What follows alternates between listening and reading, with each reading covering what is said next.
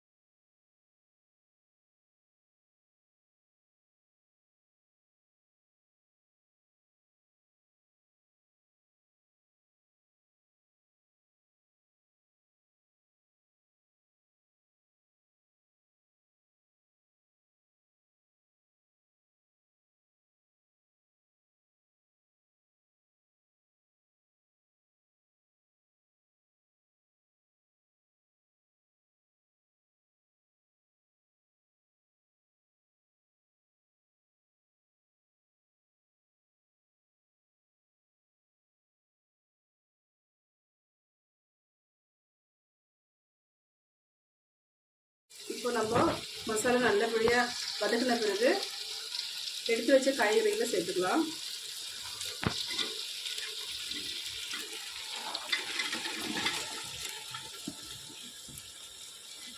இப்போ நல்லா மிக்ஸ் பண்ணி கொடுத்துட்டு அடுத்தது தயிர் சேர்த்துக்கலாம்.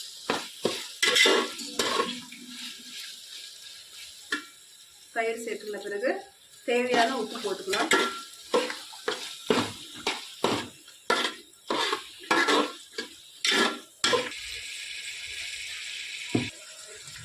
இதில் 2 அரிசி எடுத்துருக்கோம் நாங்கள். இப்போ இதில் 4 பாகம் தண்ணி வைக்க போகிறோம். இப்போ தண்ணி சேர்த்தாச்சு. இப்போ தேவையான உப்பு செக் பண்ணிவிட்டு நம்ம மூடி வைக்கலாம். தண்ணி கொச்ச பிறகு அரிசி சேர்க்கலாம். இப்போ தண்ணி நல்லா கொச்சிடுச்சு. இப்போ அரிசி சேர்த்துக்கலாம். தண்ணி இல்லாமல் அரிசியை சேர்த்துக்கணும். அரிசி போட்டாச்சு. ஒரு டைம் மிக்ஸ் பண்ணி கொடுத்துட்டு உப்பு கரெக்டாக இருக்கான்னு ஒரு டைம் செக் பண்ணிவிட்டு நம்ம மூடி வச்சிடலாம்.